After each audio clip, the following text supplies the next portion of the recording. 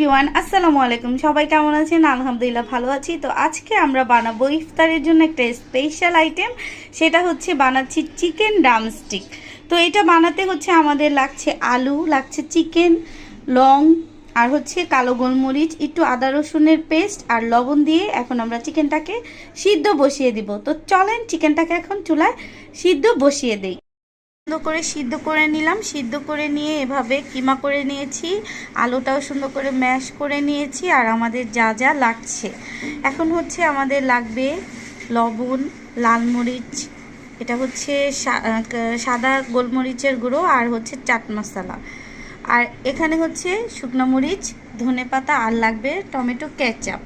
তো এখন সবগুলো উপকরণ দিয়ে আমরা সুন্দর হয়ে গেল সম্পূর্ণটা। এখন হচ্ছে আমরা আবার সেই চিকেনের একটা সুন্দর করে শেপ দিয়ে নেব, এই তো এই হাড়গুলোর মধ্যে। তো আমাদের সাথেই থাকুন আর দেখতে থাকুন। করে হচ্ছে ডিমের মধ্যে দিয়ে তারপরে হচ্ছে আমরা এখন কোট করে নিয়ে তারপরে হচ্ছে ফ্রিজে রেখে দিব।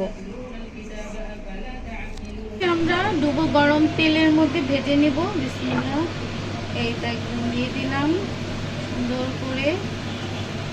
চিকেন ড্রামস্টিক রেডি হয়ে গিয়েছে, দেখতেই পাচ্ছেন সুন্দর করে আমি ভেজে নিয়েছি।